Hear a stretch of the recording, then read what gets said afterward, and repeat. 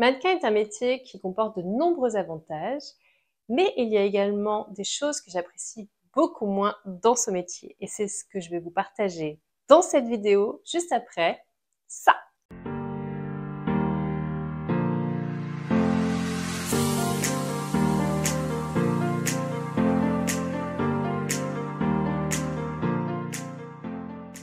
Bonjour et bienvenue dans cette nouvelle vidéo du blog Secret de Mannequin. Je suis Nathalie, mannequin professionnelle, et dans cette vidéo, je vous partage 5 choses que je n'aime pas dans mon métier. C'est parti. Première chose que je n'aime pas dans mon métier, c'est d'être à la merci des clients et des agences. Dans le milieu de la mode, comme dans beaucoup de milieux, le client est roi. Bon, jusque-là, c'est normal. Néanmoins, les clients dans la mode sont très dernière minute et ont du mal à planifier, ils ont du mal à se projeter.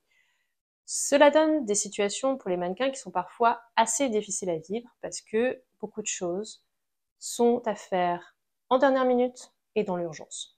Par exemple, vous êtes sur un job, vous êtes concentré à faire quelque chose et là votre agence vous appelle pour faire en urgence des photos pour tel client à rendre dans les prochaines heures.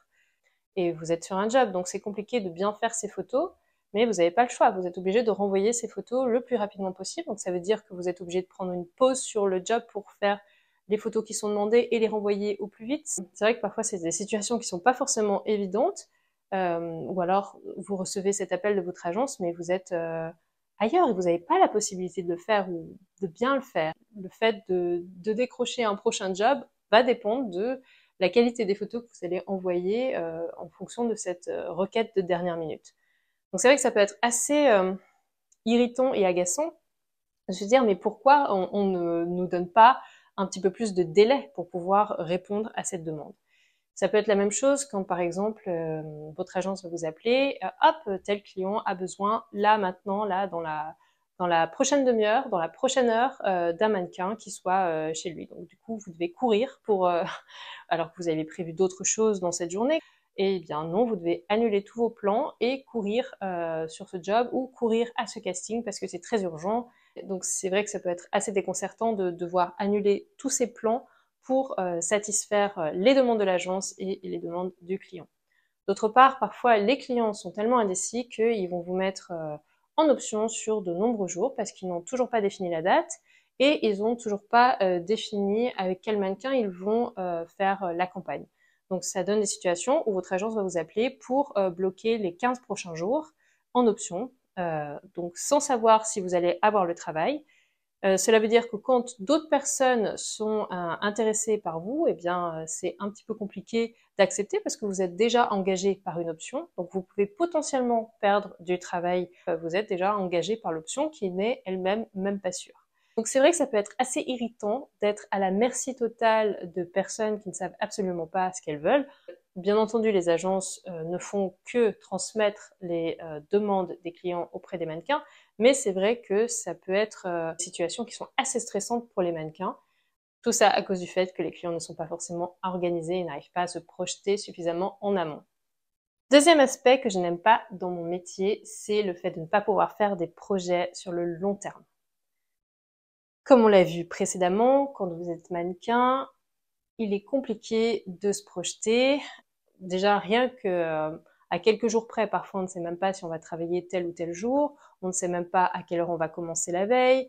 On a vraiment en général les informations en dernière minute, donc c'est assez compliqué si par exemple vous voulez planifier des vacances, et bien de vous dire ah bah tiens je vais partir sur telle période, c'est sûr, il n'y aura pas de job à ce moment-là. Non, c'est assez compliqué parce que souvent les jobs tombent pile quand vous décidez de prendre vos vacances. Donc après, vous avez le choix, soit vous annulez vos vacances, soit vous acceptez le job. Et parfois, votre agence va vraiment mettre la pression pour que vous acceptiez le job, parce que parfois les opportunités peuvent être assez importantes, donc l'agence va vraiment mettre la pression. Donc c'est vrai que c'est assez compliqué, d'autant plus si la personne avec laquelle vous êtes en couple ou si vos amis ne font pas forcément un métier comme le vôtre, ont un métier un peu plus classique, qui est un peu plus prédictible, qui leur permet de prendre des vacances et d'être sûr que pendant ces vacances, ils ou elles ne seront pas dérangés. Donc c'est vrai que ça peut être parfois compliqué pour la vie personnelle, pour les relations amicales, de permettre aux autres de comprendre que on est désolé, on a annulé ça non pas parce qu'on n'apprécie pas la personne, mais parce que pour nous, en tant que mannequin, ce sont des opportunités et c'est assez compliqué pour certaines opportunités de dire non. Je connais des mannequins qui ne partent pas en vacances parce que ils ou elles ont peur de rater le job qui pourrait changer leur carrière. C'est vrai que cet aspect-là du mannequinat peut avoir des impacts assez forts sur sa vie personnelle et n'est pas forcément facile à vivre. Et quel que soit le choix qu'on fasse, par exemple si on doit annuler des vacances ou si on doit refuser le job alors qu'on est en vacances, on a souvent l'impression d'avoir fait le mauvais choix. Et si tu apprécies le contenu de cette vidéo, n'hésite pas à mettre un pouce et à t'abonner. Troisième chose que je n'aime pas en tant que mannequin, ce sont les clichés sur les mannequins qui émanent de la part des gens de la mode. Les clichés sur les mannequins, c'est normal qu'il y en ait et je peux facilement comprendre que le grand public en ait parce que quand on ne connaît pas forcément, quand on ne côtoie pas forcément une profession, on peut facilement avoir des clichés dessus et c'est tout à fait normal.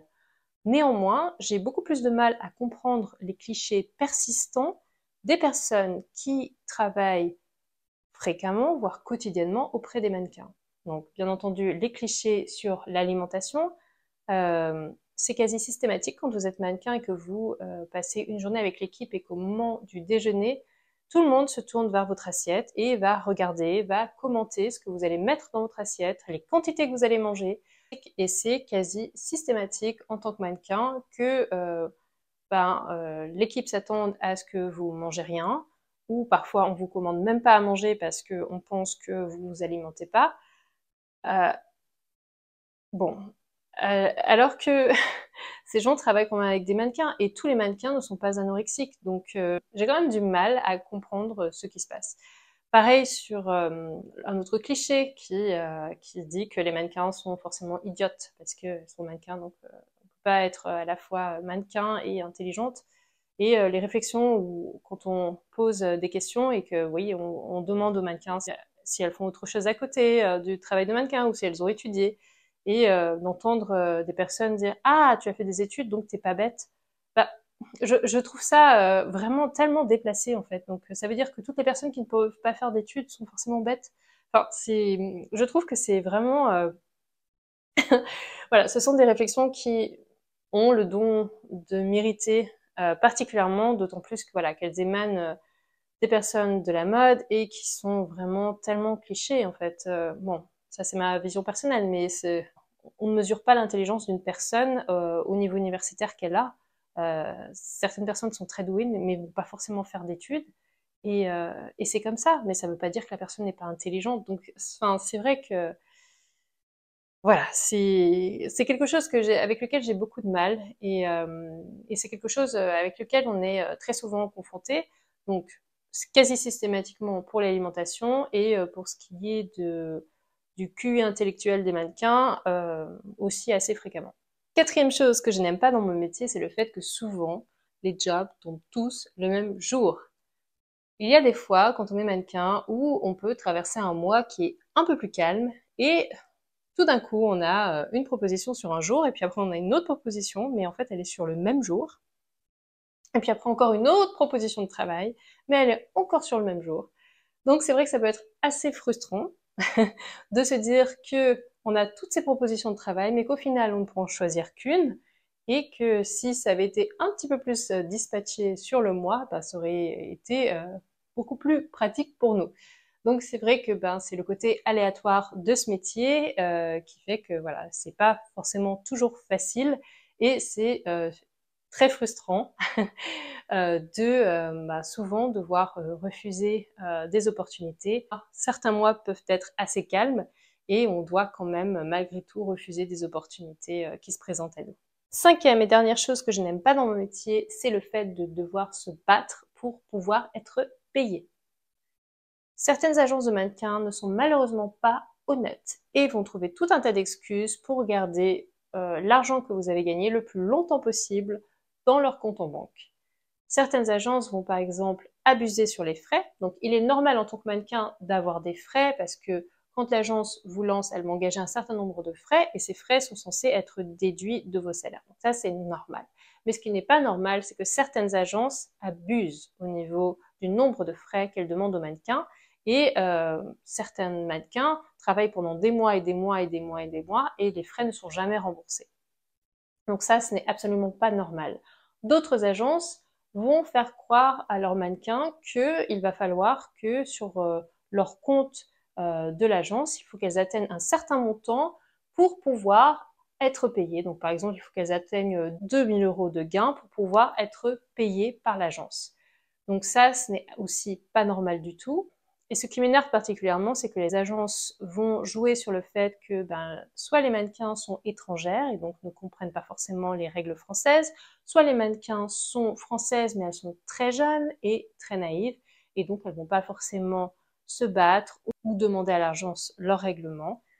Beaucoup de mannequins ne vont pas oser parler d'argent, pas oser élever la voix par rapport à ça, alors que l'agence n'est absolument pas dans la légalité par rapport à ces pratiques. Et certaines grandes agences ont des pratiques qui sont vraiment douteuses et profitent vraiment de la jeunesse et de la naïveté des mannequins, et ça, je trouve que c'est absolument inadmissible.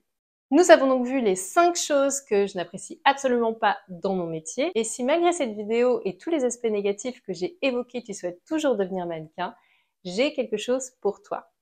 J'ai créé un guide qui est entièrement gratuit, je te le mets en téléchargement en bas de cette vidéo. Ce guide va te permettre de déjouer tous les pièges classiques dans lesquels les mannequins peuvent tomber.